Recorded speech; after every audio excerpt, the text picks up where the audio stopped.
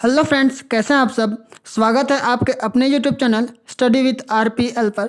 Friends, जैसे सबको पता ही है कि आज टीचर वैकेंसी का या सहायक शिक्षक का और शिक्षक का उनका भी एग्ज़ाम हुआ था। तो फ्रेंड्स, ये जो क्वेश्चन पेपर आप देख पा रहे होंगे ये सेट डी है। ओके, आप अपने हिसाब से क्वेश्चन पेपर को मैच कर लेना। हम इसमें क्या करेंगे, अभी आपको मानित आंसर की बताएंगे। ओके, बाकी आप लोग अपने हिसाब से भी आप मैच कर लेना। अलग अलग क्वेश्चंस नंबर रहेगा क्योंकि ये अलग अलग सबका सेट मिला होगा। ओके, तो फ्रेंड्स चलिए हम स्टार्ट करते हैं। ये फर्स्ट पार्ट आप देख पा रहे होंगे बाल विकास एवं शिक्षा वाला। तो हम सीधा आपको लेकर चलते हैं गणित और विज्ञान की ओर। तो गणित और जो विज्ञान है उसका हम गणित को तो वैसे नहीं बताएंगे इसमें, क्योंकि उसको ब्लैक बोर्ड में स्पेशल मतलब सॉल्व कराना रहेगा। ओके, बल्कि फोर्थ पार्ट के जहाँ से हम विज्ञान स्टार्ट हुआ होगा वहाँ से हम स्टार्ट करेंगे। तो यहाँ से आप देख पा रहे होंगे जहाँ भी हम विज्ञान का क्वेश्चन दिखेगा वो उसको हम लगाएंगे। क्वेश्चन नंबर 96 आप देख पा रहे होंगे, मनुष्य की आंख में किस प्रकार का लेंस पाया जाता है। तो ऑप्शन आप देख पा रहे होंगे अवतल, उत्तल, एक दर्पण या प्लेनर लेंस। तो फ्रेंड्स, ये तो सबको पता ही है कि हमारा लेंस आँख है वो एक उत्तल लेंस का काम करता है। यहीं से आप देख पा रहे होंगे 97, निम्न में से कौन सा सबसे अधिक अर्धचालक के रूप में इस्तेमाल किया जाता है। तो फ्रेंड्स, सबसे अधिक जो है वो सिलिकॉन का ही हम यूज़ करते हैं, ऑप्शन नंबर ए। नेक्स्ट आप देख पा रहे होंगे निम्नलिखित में से कौन सी हरित गृह गैस या ग्रीन हाउस प्रभाव वाला गैस है। Carbon dioxide, nitrous oxide, methane और उपर्युक्त सभी। तो फ्रेंड्स, ये तो सबको पता ही होगा कि ऑप्शन नंबर डी उपर्युक्त सभी क्या है, हरित गृह प्रभाव वाला या ग्रीन हाउस प्रभाव वाला गैस है। नेक्स्ट आप देख पा रहे होंगे पारिस्थितिक तंत्र में निम्नलिखित में से किसे अधिकतम ऊर्जा की आवश्यकता होती है। प्राथमिक उत्पादक, प्राथमिक उपभोक्ता या द्वितीयक उपभोक्ता या अपघटक। तो फ्रेंड्स, सबसे ज़्यादा ऊर्जा की आवश्यकता किसको होती है, ऐसा बोला गया है। तो फ्रेंड्स, सबसे ज़्यादा हम देखें तो प्राथमिक उपभोक्ता ही उत्पादक ही सबसे अधिक ऊर्जा को अवशोषित करता है, उसके बाद जाता है प्राथमिक उपभोक्ता पे। तो मेरे हिसाब से, बाकी आप लोग और इसको कंफर्म हो जाइएगा, इसका सही जवाब होना चाहिए वो होना चाहिए ऑप्शन नंबर ए, प्राथमिक प्राथमिक उत्पादक। बाकी देखते हैं व्यापम कौन सा आंसर लेता है। नेक्स्ट आप देख पा रहे होंगे नवीनीकरण ऊर्जा स्रोतों का उदाहरण कौन सा है। सौर ऊर्जा, पवन ऊर्जा, जल ऊर्जा या उपर्युक्त सभी। तो फ्रेंड्स, नवीनीकरण के अंतर्गत ये तीनों ऊर्जा आते हैं, इसीलिए इसका सही जवाब होगा ऑप्शन नंबर डी। नेक्स्ट आप देख पा रहे होंगे स्थायी चुंबक बनाने के लिए निम्नलिखित में से कौन सा सर्वाधिक उपयुक्त है। इस्पात, तांबा, निकल या नरम लोहा। तो फ्रेंड्स, इसका सही जवाब होगा ऑप्शन नंबर सी, निकल को हम सबसे उपयुक्त मानते हैं चुंबक बनाने के लिए, स्थायी चुंबक बनाने के लिए। इसमें आप हमें कमेंट बॉक्स में बता सकते हैं कौन सा आएगा। यहाँ आप देख पा रहे होंगे निम्नलिखित में से कौन सा कंप्यूटर का भाग है। CPU, random access memory, motherboard या उपर्युक्त सभी।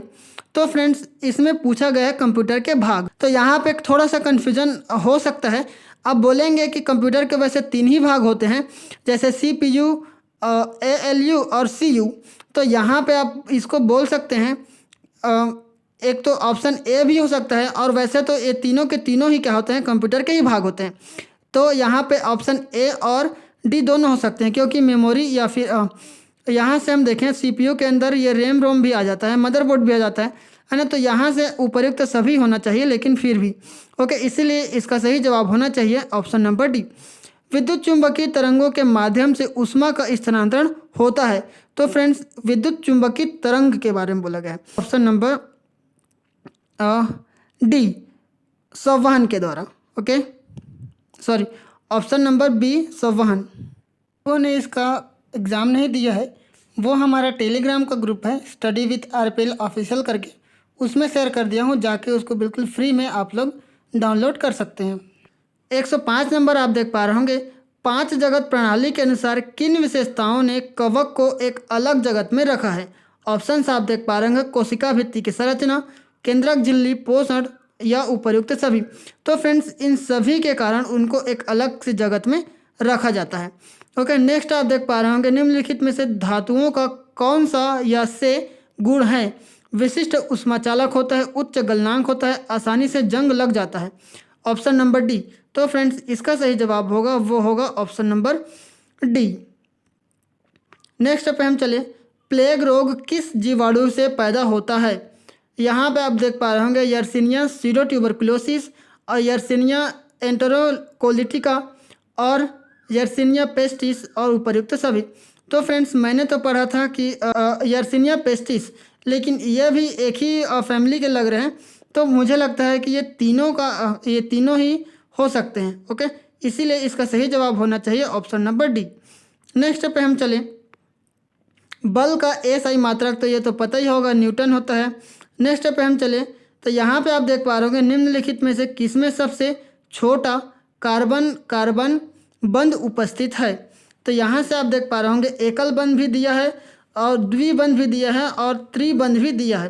तो फ्रेंड्स सबसे छोटा बंध पूछा गया है। ओके, तो जहाँ पे 3 बंध होता है वहाँ पे सबसे छोटा बाइंडिंग होता है, तो इसीलिए इसका सही जवाब होना चाहिए वो होगा ऑप्शन नंबर बी। नेक्स्ट पे हम चलें, अब यहाँ से स्टार्ट होता है पार्ट नंबर 5, सामाजिक अध्ययन। तो रामायण के लेखक कौन है? तो फ्रेंड्स रामायण के लेखक कौन है? महर्षि वाल्मीकि जी हैं, ये तो सबको पता ही है।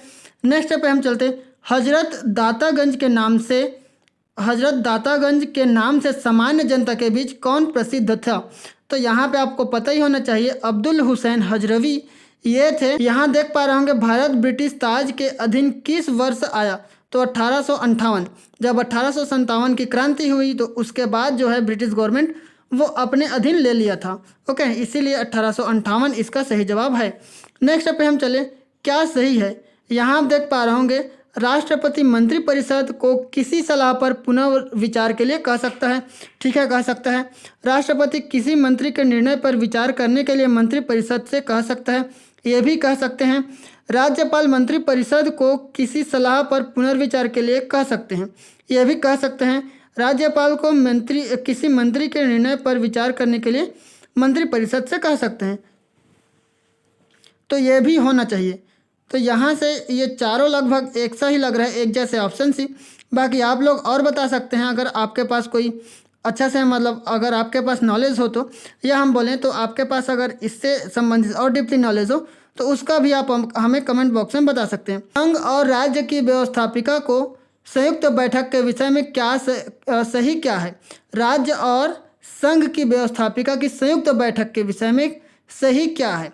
सदन के दोनों सदनों की समवेत बैठक हो सकती है, संसद के दोनों सदनों की समवेत बैठक हो सकती है और किसी विषय पर चर्चा हो सकती है।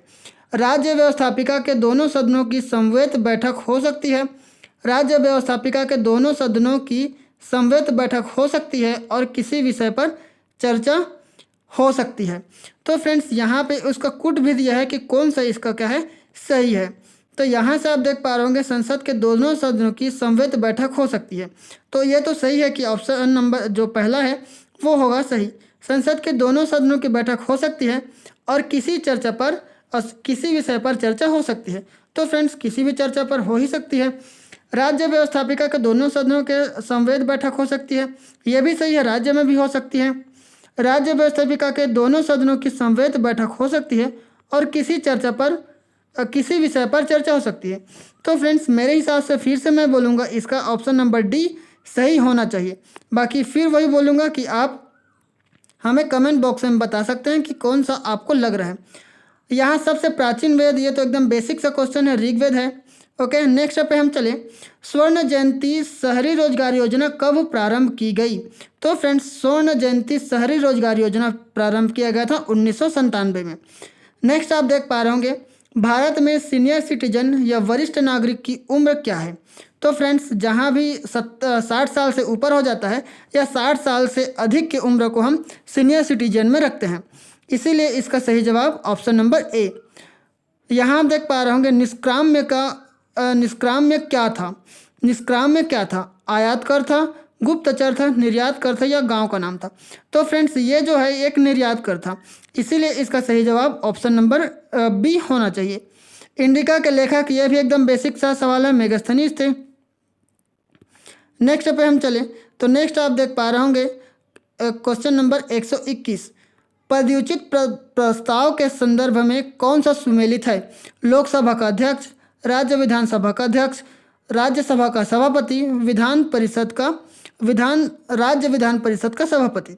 तो फ्रेंड्स सबको पदच्युत किया जा सकता है, लेकिन मुझे नहीं लगता राज्यसभा का सभापति, क्योंकि ये उपराष्ट्रपति होते हैं। ओके, तो इसीलिए इसका सही जवाब जो ऑप्शन नंबर जिसमें 3 नहीं है वो होना चाहिए। तो ऑप्शन नंबर 3 आपको इन ऊपर के तीनों ऑप्शंस में दिख रहा है, लेकिन जो ऑप्शन नंबर डी है वो होगा 4, 1 और 2। ओके, इसीलिए इसका ऑप्शन नंबर डी होना चाहिए।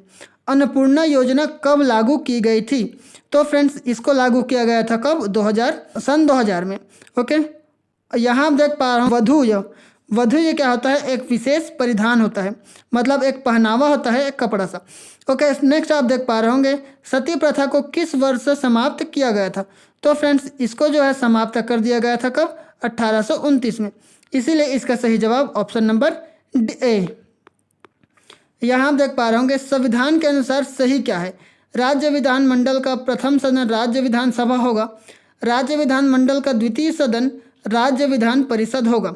तो फ्रेंड्स ये दोनों ही सही है। ओके, इसीलिए इसका ऑप्शन नंबर सी होना चाहिए। नेक्स्ट पे हम चले, सिंधु सभ्यता थी। तो फ्रेंड्स सिंधु सभ्यता पूर्णतः एक नगरीय सभ्यता थी। नेक्स्ट आप देख पा रहे होंगे स्वर्ण भूमि के नाम से जाना जाता है। तो फ्रेंड्स सुमात्रा द्वीप को हम क्या बोलते हैं? स्वर्ण भूमि के नाम से जानते हैं। नेक्स्ट आप देख पा रहे होंगे चैतन्य महाप्रभु का जन्म कहाँ हुआ था? तो फ्रेंड्स चैतन्य महाप्रभु बंगाल में, option number B. Okay, Bengal में जन्मे थे। नेक्स्ट पे हम चले तो गुप्त साम्राज्य का संस्थापक कौन था? ये भी एकदम ऑप्शन नंबर डी बेसिक सा क्वेश्चन था। 1857 के विद्रोह के नेता कौन थे? तो फ्रेंड्स 1857 के जो विद्रोह था उसका नेतृत्व करते थे, या हम बोले नेता थे, तो वो थे बहादुर शाह जफर। नेक्स्ट पे हम चले तो यहाँ से स्टार्ट होता है कंप्यूटर का पार्ट 6। तो कंप्यूटर से आप देख पा रहे होंगे क्वेश्चन पेपर का 6वां भाग है, और यहाँ से कंप्यूटर संबंधी सामान्य ज्ञान पूछा गया है। तो वैसे तो हमने इसको कई बार ऐसे क्वेश्चन भी हमने कर लिया है, तो यहाँ से आपको काफ़ी आसान सा क्वेश्चन पूछा गया था। सर्च इंजन कौन सा है? तो ऑप्शन नंबर ए गूगल एक सर्च इंजन है, ये तो पता ही है।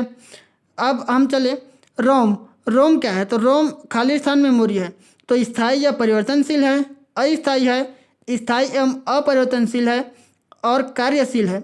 तो फ्रेंड्स ये आप देख पा रहे होंगे रोम होता है वो एक क्या होता है?